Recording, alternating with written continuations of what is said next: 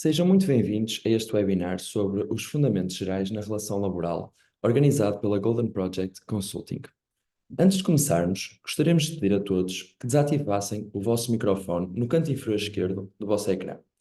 Relativamente às questões que possam surgir durante a apresentação, estejam à vontade para enviar as vossas dúvidas no chat e, posteriormente, teremos um momento reservado para responder a todas elas.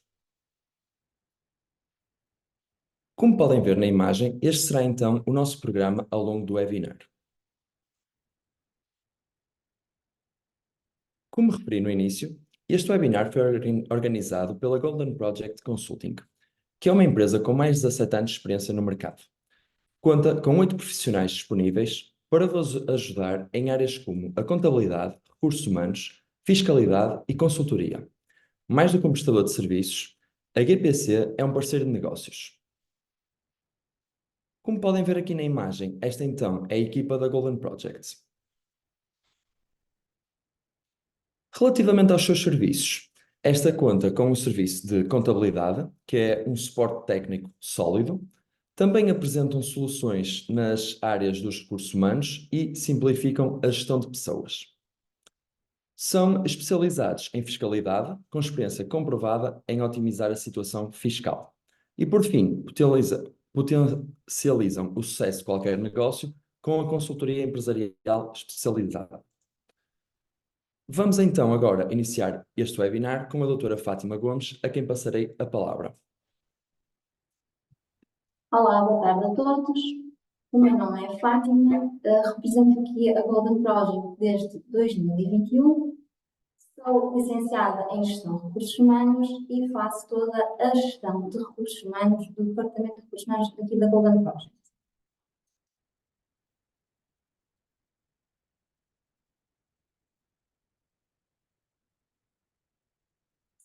Então, vamos aqui hoje abordar então um bocadinho a relação laboral e os direitos e deveres, a questão adstritos a ambas as partes, nomeadamente trabalhador e empregador, e que estão constantes no Código do Trabalho. A relação laboral inicia desde logo no recrutamento até ao fim do vínculo laboral com o trabalhador. O direito do trabalho estabelece que os candidatos não podem ser discriminados em função da sua ascendência, da sua idade, do seu género, da sua nacionalidade, entre outras situações que estão estabelecidas. O empregador, e falando aqui um bocadinho de obrigações, o empregador deve proporcionar a todos os trabalhadores higiene e segurança no trabalho, nomeadamente medicina no trabalho, que antes do início de funções de todos os trabalhadores, estes devem de fazer uma consulta de admissão. Sempre que a admissão seja urgente, o empregador tem 15 dias para realizar esta consulta de admissão. Todas estas consultas são feitas e realizadas por um médico especialista na área da medicina do trabalho, que nos vai indicar, depois de fazer a sua avaliação, que tem na mesma o dever de sigilo, apenas vai-nos indicar na ficha de aptidão 4 classificações. Se o trabalhador está apto para a função, se o trabalhador está apto condicional, e aqui temos apto condicional, pode ser, por exemplo, um trabalhador que não pode pegar em pesos, por exemplo, um trabalhador de limpeza, tem essa condicionante. Um trabalhador inapto temporariamente, temos, por exemplo, um trabalhador que partiu um braço, vai ficar temporariamente inapto para a função, ou então definitivamente inapto para a função. Depois temos também os exames periódicos. Estes exames devem de acontecer de 2 em 2 anos. Depois, se um trabalhador tem mais de 50 anos, esta periodicidade é inferior e deve ser de ano a ano. Também existe a consulta ocasional. Esta consulta é uma consulta para aqueles trabalhadores que tiveram afastados das suas funções, por exemplo, por uma baixa médica prolongada. E agora aqui dando aqui um exemplo. Imaginem que um trabalhador, porque é que é importante e qual é o direito aqui do empregador? Porque é importante que esta consulta aconteça antes do início de funções? Imaginem que contratam um trabalhador para fazer uma função no armazém. E uma das funções principais vai ser manobrar cargas, não é? E na ficha de aptidão, o médico de trabalho vai identificar que aquele trabalhador não pode movimentar cargas. Logo, à partida, este trabalhador não vai poder fazer esta função. Por isso, se esta consulta for realizada antes do início das funções do trabalhador, o empregador tem o direito, não é, de já nem iniciar o vínculo e substituir esta necessidade. Depois, o empregador também tem o dever de assegurar todos os equipamentos de proteção coletiva de trabalho. Isto, o que são? São medidas implementadas de segurança que visam proteger todos os indivíduos contra todos os riscos e perigos num ambiente partilhado, minimizando a exposição a potenciais perigos, como produtos químicos, incêndios e queimas. Também deve fornecer ao trabalhador equipamentos de proteção individual. Os EPIs são de uso individual, a cada trabalhador, devem ser de acordo com as características de cada colaborador e são diferentes para determinados setores. Por exemplo, temos, para um trabalhador que trabalha nas obras, podemos ter que tem que usar umas botas, tem que usar um capacete, isto tem que ser de acordo com as características do trabalhador. Ok? Depois, também é obrigatório que o empregador, antes do início de funções de um trabalhador, consiga adquirir um seguro de acidentes de trabalho, mesmo para aqueles trabalhadores que executem as suas funções em teletrabalho. O objetivo é a prestação de cuidados médicos e o pagamento de indemnizações para incapacidade temporária e permanente dos seus trabalhadores. O seguro de acidentes de trabalho também é obrigatório a todos os trabalhadores independentes para que estes usufruam das mesmas condições de um trabalhador de outra pronto. Ok? Todos os acidentes devem ser reportados no prazo de 24 horas após a sua ocorrência e as atualizações salariais também devem ser reportadas sempre ao seguro de acidentes de trabalho. E aqui, falando um bocadinho de direitos, imaginem, e vou dar aqui um exemplo, imaginem que já aconteceu, e já ouvi esta história, que uma trabalhadora não tinha seguro de acidentes de trabalho e fazia limpeza na casa de um casal. E ela, ao limpar os vidros, caiu do primeiro andar abaixo. Esta senhora ficou incapacitada e teve que suportar todas estas despesas. Como aquele empregador não tinha seguro de acidentes de trabalho, teve um problema para o resto da vida, porque teve que suportar todos estes gastos e indemnizar a trabalhadora por isso. Por isso é que deve ser, isto acaba por ser um direito do empregador para estar assegurado e ter aqui um descanso para evitar eventuais problemas no futuro.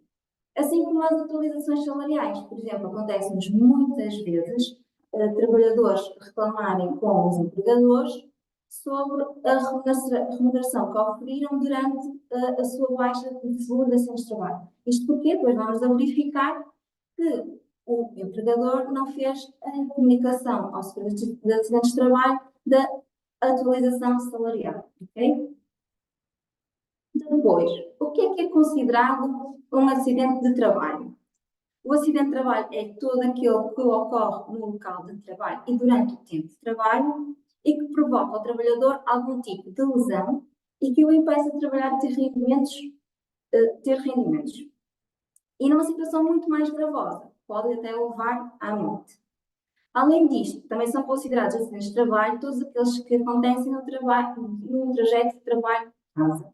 Assim como no trajeto de trabalho e no local que habitualmente fazem as suas refeições e todos aqueles locais em que um trabalhador presta os seus serviços, ok?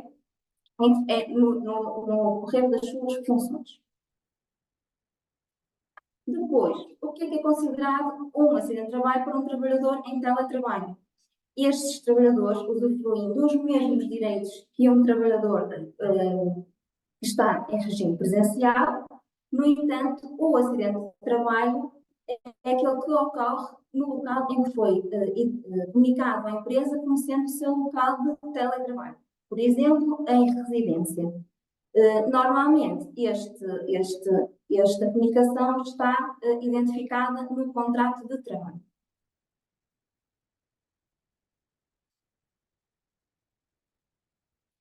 Outra das formalidades desta relação laboral é o contrato de trabalho. O contrato de trabalho acaba por formalizar aqui a relação laboral e acaba por estipular também algumas especificações. A elaboração do contrato de trabalho, e eu chamo aqui um bocado a atenção, não dispensa o ser elaborado por um advogado.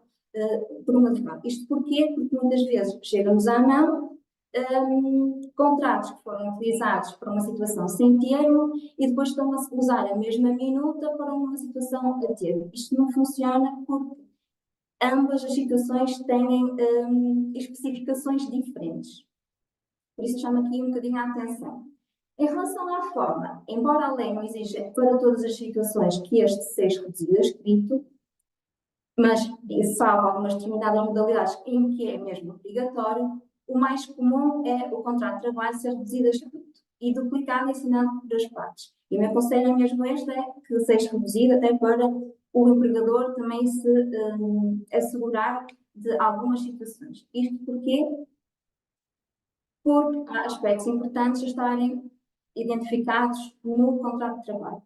Por exemplo, é necessário identificar no contrato de trabalho a identificação das partes, empregador e trabalhador, qual é o seu local de trabalho, qual é a categoria profissional do trabalhador, qual a data de celebração do contrato e o início de funções do trabalhador, qual a modalidade do contrato de trabalho, se é um contrato de trabalho sem termo, se é um contrato de trabalho a termo, se é um contrato de trabalho a termo incerto ou de muito curta duração. A duração, também deve de identificar o período experimental e este vai estar condicionado também à modalidade do contrato, porque o período experimental é diferente para as diversas situações. A duração previsível do contrato, se celebrado a termo, também deve vir identificado no contrato. A duração das feiras ou o critério para a sua determinação. Os prazos de aviso prévio a observar pelo empregador e trabalhador. O valor da periodicidade e da retribuição, o período normal de trabalho diário e semanal, o número da apólice de seguro de acidentes de trabalho e identificação da entidade seguradora e o instrumento, quando aplicável, de regulamentação coletiva de trabalho. Isto porque alguns setores, para além de serem regulados pelo direito do trabalho, também são regulados por instrumentos de regulamentação coletiva de trabalho. Por exemplo, a restauração tem um regulamento específico, para além do Código de Trabalho, tem instrumento de regulamentação coletiva de trabalho. Os transportes, para além do Código de Trabalho, também têm um instrumento de regulamentação coletiva de trabalho. Ok? Depois, obrigações perante a Segurança Social. Todos os colaboradores, todos os trabalhadores, antes de iniciar funções, devem ser comunicados com um limite máximo de 24 horas antecedentes ao início de funções.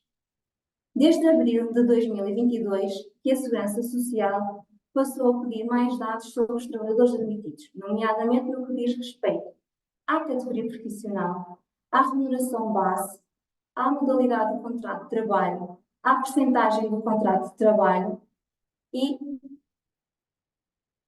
se o trabalhador está em teletrabalho ou presencial.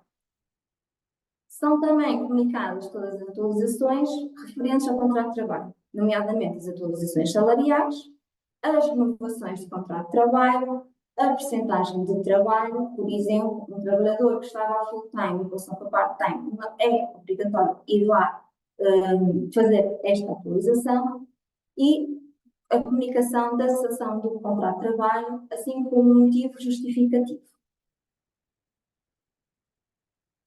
Chamo também a atenção, aqui na parte das obrigações perante a Segurança Social, muitas vezes acontece haver ações inspectivas e acaba por apanhar os trabalhadores em funções.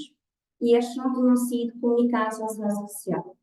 E muitas vezes a justificação é que estão em período experimental. Isto não acontece. O contrato de trabalho prevê todos os trabalhadores têm um período experimental dependendo da modalidade do contrato. Por isso, todos os trabalhadores, mesmo em período experimental, são comunicados à Segurança Social. Caso isto não aconteça, estão sujeitos a coimas avultadas e a entrega de remunerações antecedentes ao mês em que aconteceu. Ok? Em relação aos colaboradores estrangeiros, antes de maio de 2023, todas as comunicações do trabalhador estrangeiro eram realizadas com outros trabalhadores não estrangeiros, ao ACT, Autoridade para as Condições de Trabalho. A partir de maio de 2023, esta comunicação é realizada pela própria Segurança Social ao ACT, a quando a comunicação deste trabalhador à Segurança Social. Por isso, os contratos de trabalho com os trabalhadores estrangeiros estão sujeitos à forma escrita, este é mesmo obrigatório que seja de forma escrita, e devem conter, entre outras indicações, a referência ao visto de trabalho, ao título de autorização de residência ou permanência do trabalhador em território português. Depois, temos a manutenção dos deveres. A partir do início que o trabalhador entra numa empresa, em funções de uma empresa, este começa, desde logo, a adquirir direitos. E um destes direitos é as férias, que visa a proporcionar ao trabalhador a sua recuperação física e psíquica. Decorre da lei que o trabalhador tem, por regra, ao mínimo de 22 dias de férias úteis por cada ano de trabalho. E estes reportam sempre ao ano anterior de trabalho, embora não pressuponha assiduidade ou efetividade da prestação de serviço. Ou seja, se o trabalhador estiver afastado das suas funções por uma baixa médica, este não vai perder direito a férias. O direito de férias é irrenunciável e o seu uso não pode ser substituído, ainda que com acordo do trabalhador, por qualquer compensação económica, salvo 2 dias por ano. Por exemplo, acontece muitas vezes, às vezes recebermos indicações para pagar ao trabalhador 5 dias de férias, porque este concorda. Isto não pode acontecer porque a lei obriga mesmo que os trabalhadores tenham o direito a estes dias de férias para a sua recuperação física e psíquica, ok? No ano em que o trabalhador é admitido na empresa, o trabalhador adquire o direito a gozar 2 dias de férias por cada mês de trabalho, com um limite máximo de 20 dias úteis. Outro dos direitos que os trabalhadores todos têm é 40 horas de formação anuais. Numa situação em que o contrato de trabalho é a termo, ou por período igual a 3 meses, o período de formação é proporcional à duração do contrato desse ano. As horas de formação que não sejam asseguradas pelo empregador, até ao termo de 2 anos posteriores ao seu vencimento, transformam-se em créditos de horas em igual número para formação por iniciativa do trabalhador. O crédito de horas para formação que não seja utilizado cessa passado 3 anos após a sua constituição. Ok?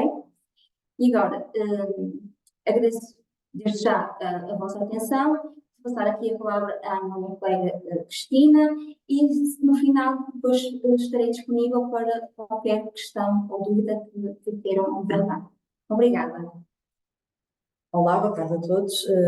Chamo-me Cristina, sou licenciada em Contabilidade e Administração. A minha área de especialidade é a área de insolvências e recuperação. Dou aqui um apoio à Golden Project na área dos recursos humanos desde 2012. Então, o que é que eu falarei aqui um pouco do Decreto-Lei 115 de 15 de dezembro de 2023, que altera os regimes jurídicos do Fundo de Compensação de Trabalho e do Fundo de Garantia e Compensação de Trabalho. Em particularidade, relativamente ao Fundo de Compensação de Trabalho. Primeiramente, importa referir quais os fundos e as condições que estavam implementadas. Quanto ao Fundo de Compensação do Trabalho, a entidade gestora é o Instituto de Gestão de Fundos e a entidade gestora do Fundo de Garantia de Compensação do Trabalho é o Instituto de Gestão Financeira.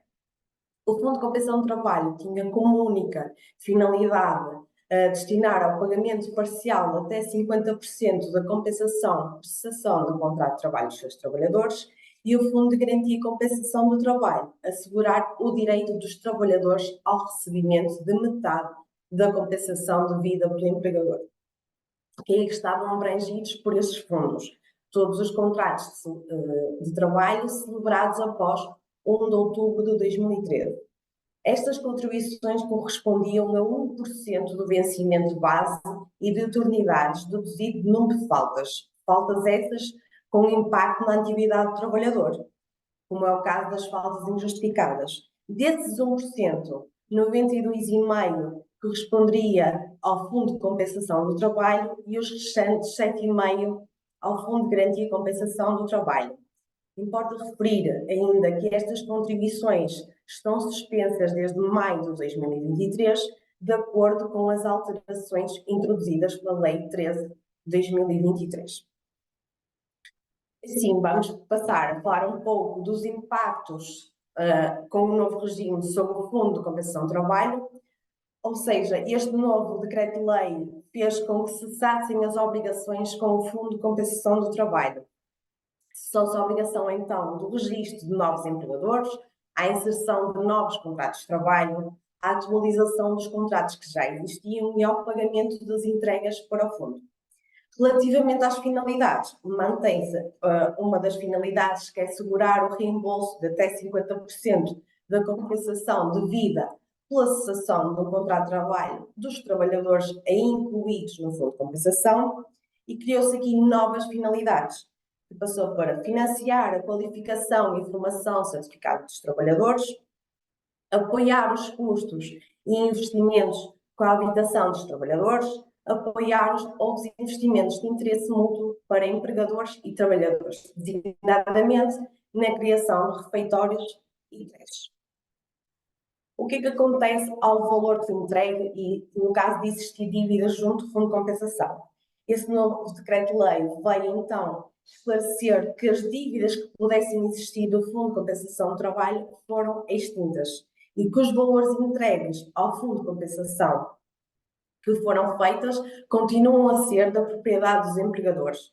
Apenas será descontado o saldo em dívida que poderia existir perante o Fundo de Garantia de Compensação do Trabalho. O que aconteceu a estes valores? Existia contas individuais que se referia a cada contrato de trabalho e a cada trabalhador inscrita, que foram fundidas numa única conta global do empregador.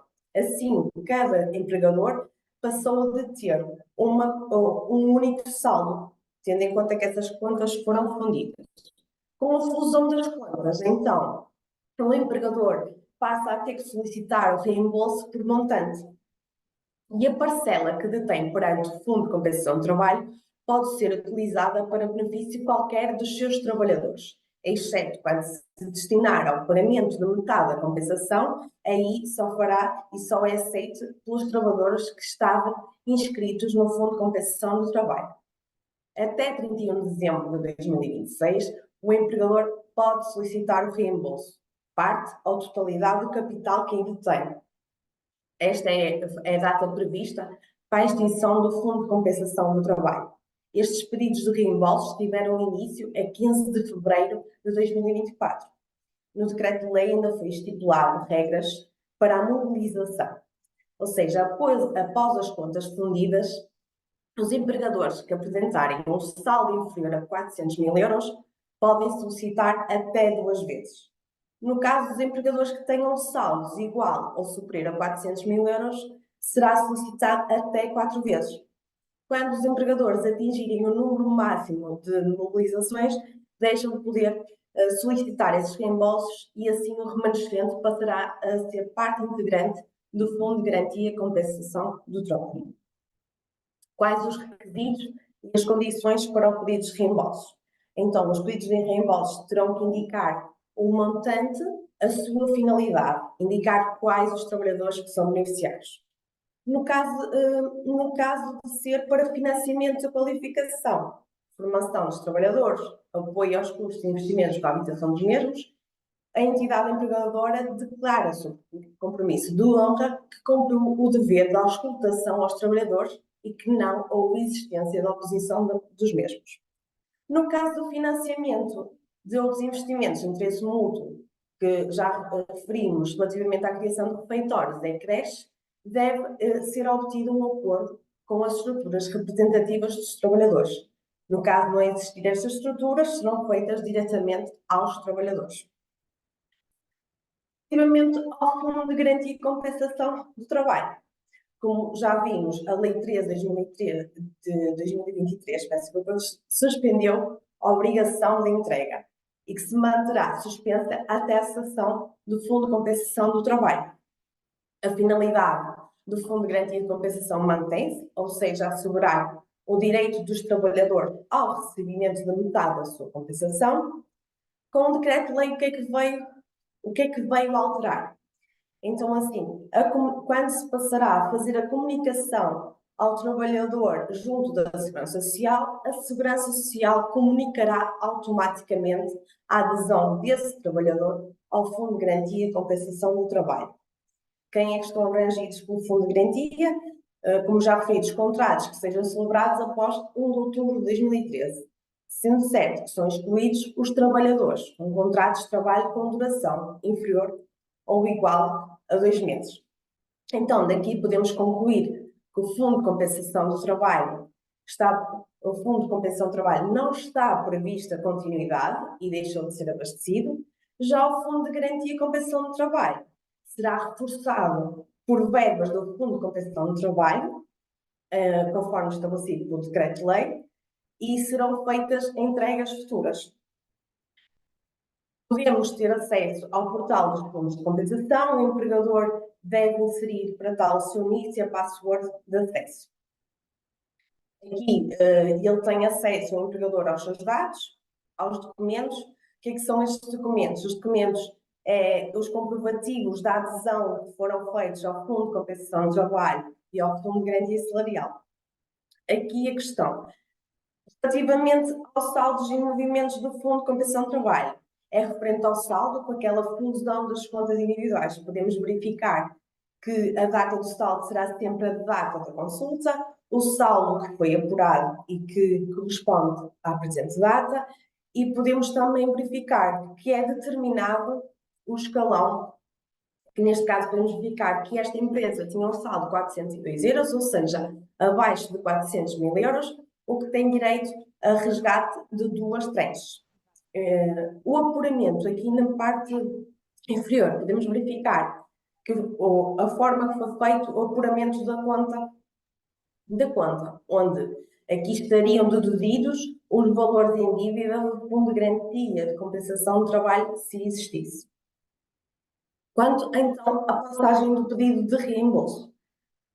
Estes pedidos de reembolso, automaticamente é determinado o número de resgate pelo próprio portal. O que é que nós, como empregador, o que é que devemos indicar? Devemos indicar o valor a pedir do reembolso. É preenchido automaticamente o e-mail e o IBAN de acordo com os dados que constam na ficha inicial, mas podem ser aqui alterados, e selecionar os motivos de resgate. O pedido de mobilização pode ser efetuado em simultâneo por todas as finalidades.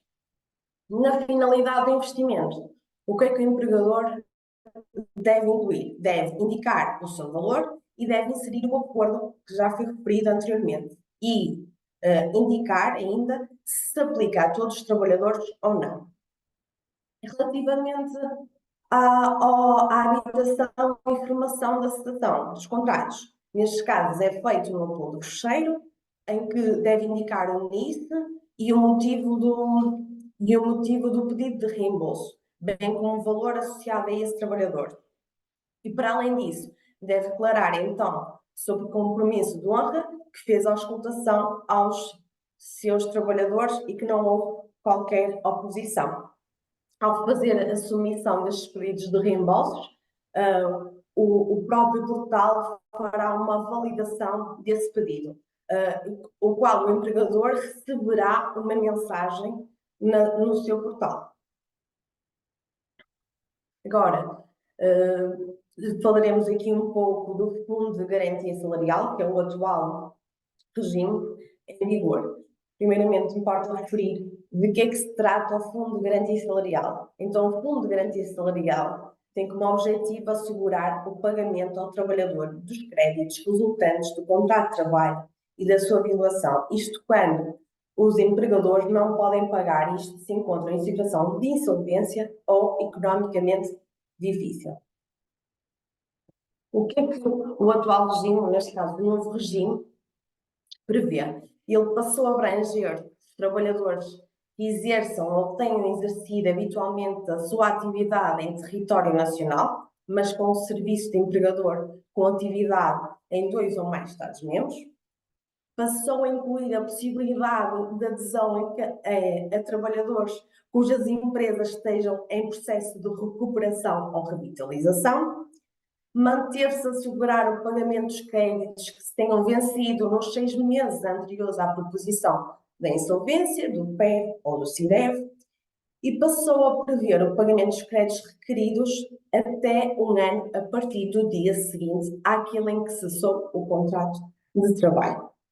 Então, quais é que são as condições para aceder ao Fundo de Garantia Salarial?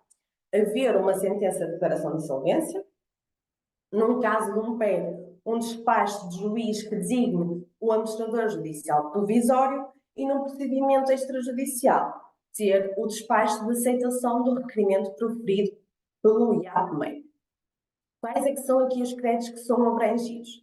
Eles vêm referir que são créditos emergentes do contrato de trabalho e da sua violação ou cessão. O que é que temos aqui?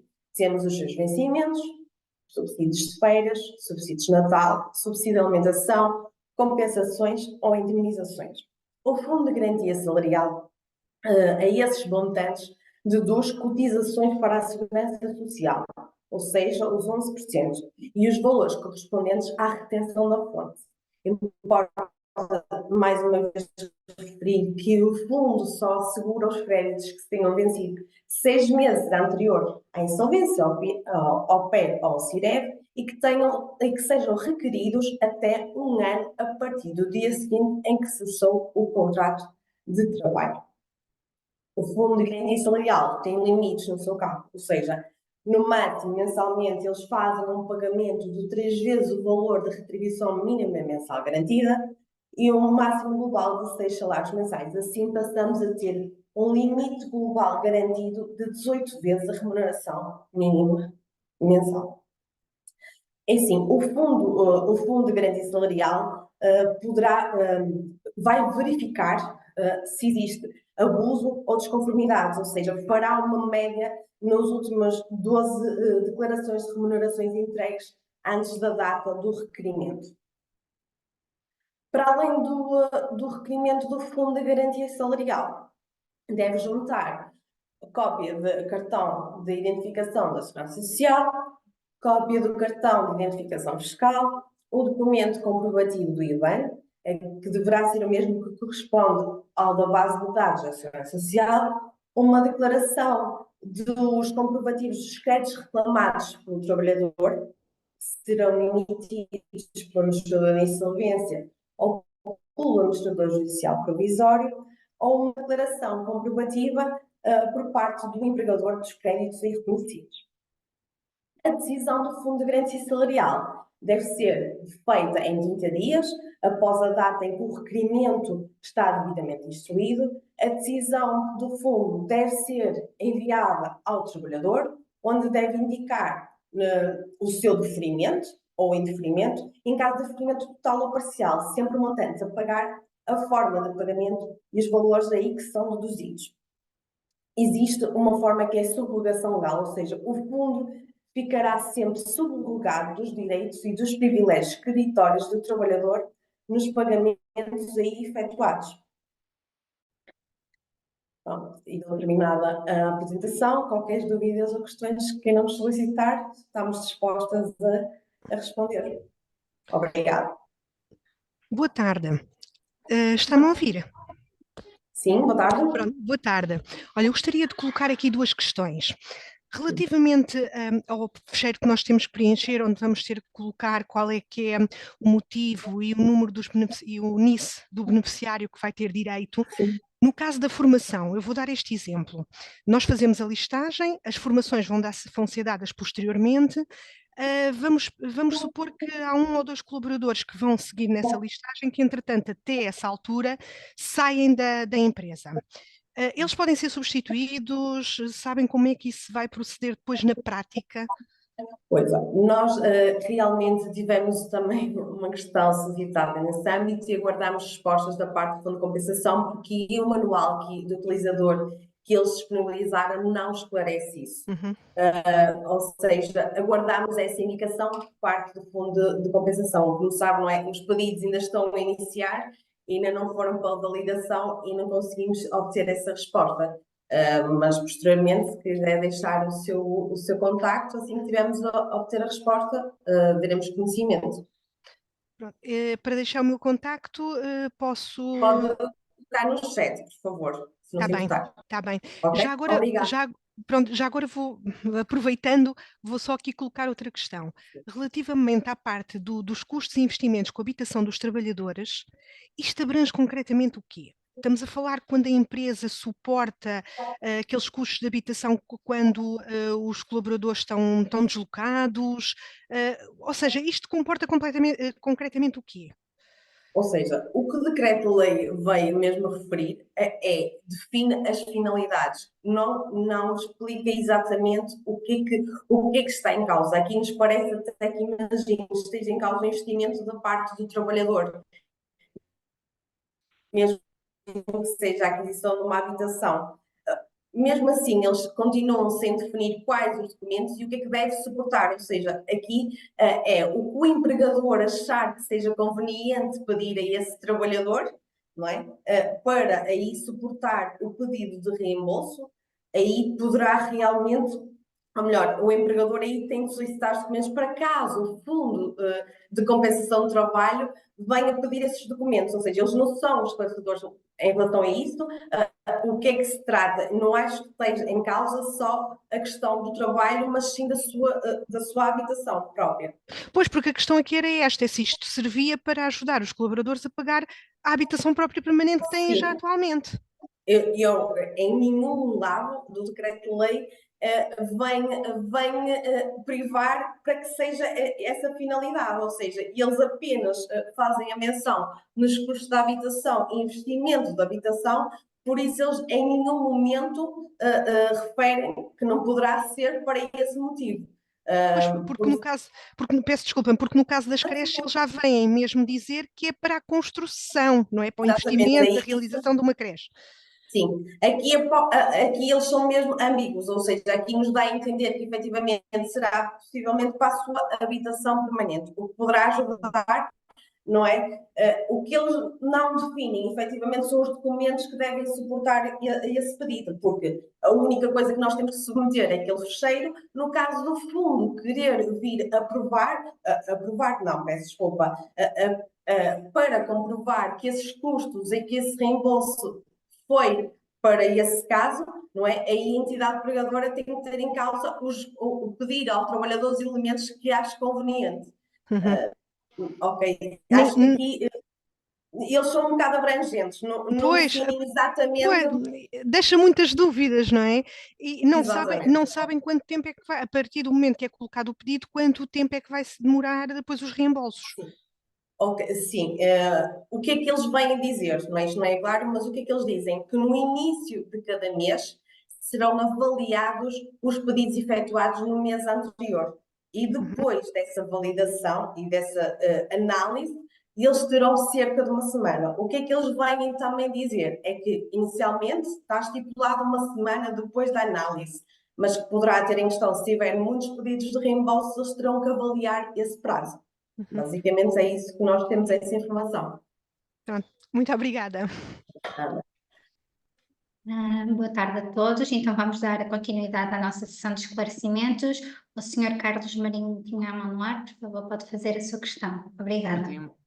Obrigado. Eu tenho aqui uma questão, tem a ver com a universalidade do apoio, se tem que ser uniforme para todos os trabalhadores ou se pode ser para determinados funcionários, para outros não, desde que todos concordem ou como tem que ser o critério. Eu peço desculpa, eu não sei se pode repetir a pergunta porque não consegui Sim. ouvir bem. Peço desculpa. Peço desculpa, posso falar mais alto.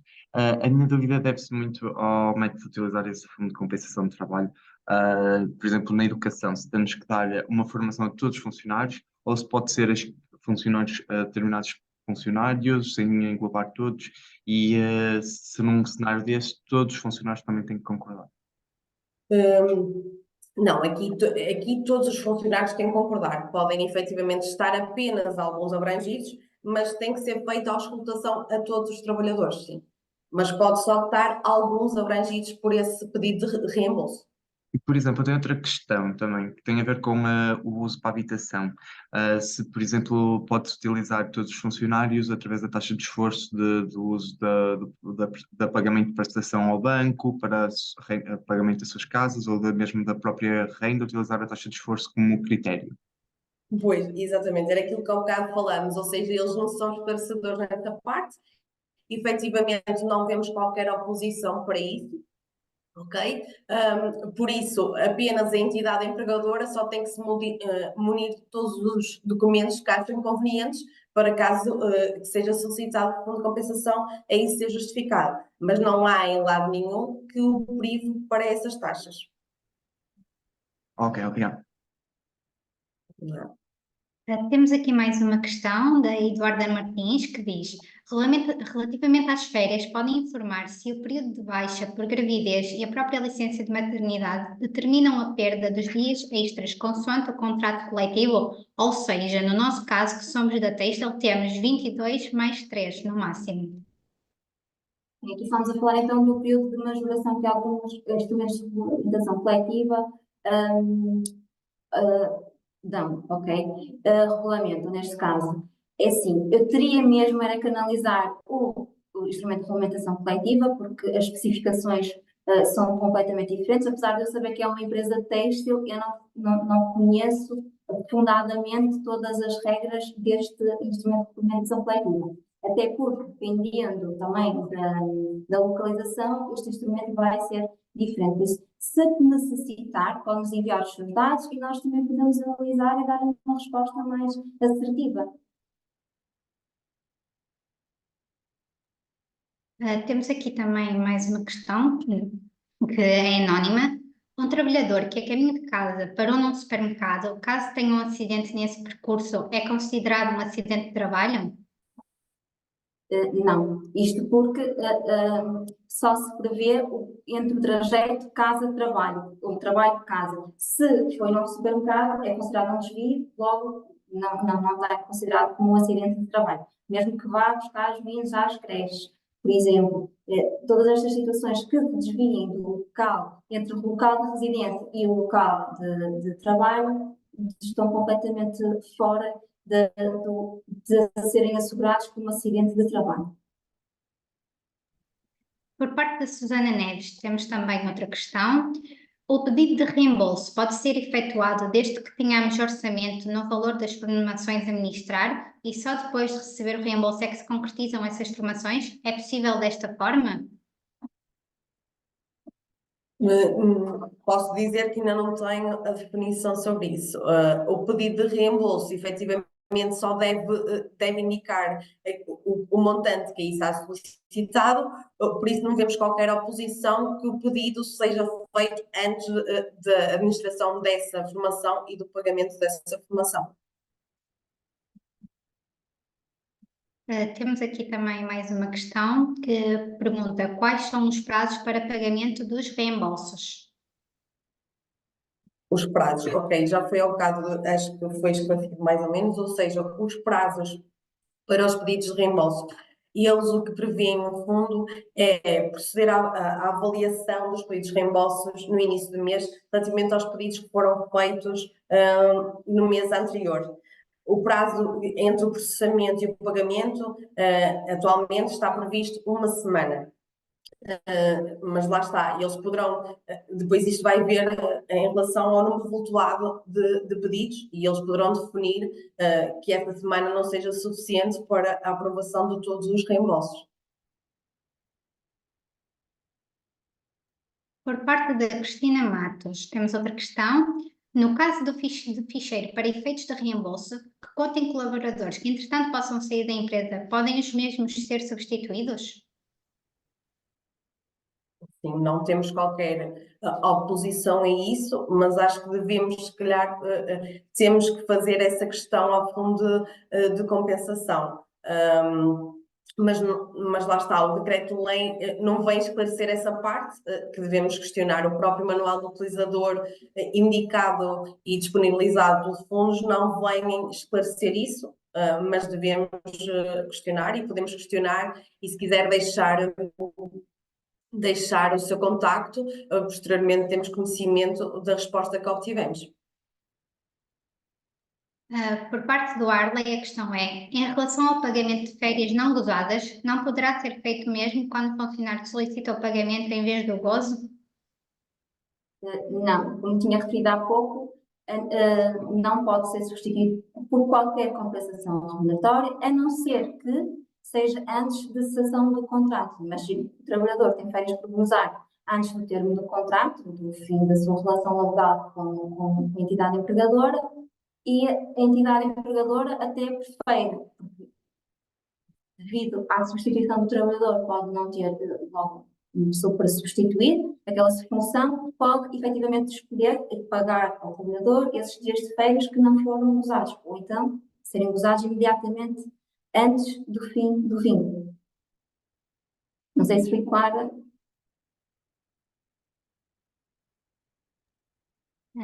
Por parte da Augusta, temos assim, há pouco falou-se que não podem ser pagos mais do que 2 dias de férias, mas no caso de cessação de contrato de trabalho, nós fazemos aí as contas todas, certo? Ou seja, podem ser 3 mais 20 dias. Foi aquilo que acabei de abordar ainda agora, que sempre que há cessação do contrato, essa possibilidade, ou seja, o pagamento das férias não usadas pode acontecer no fecho de contas, ou seja, no recibo de quitação.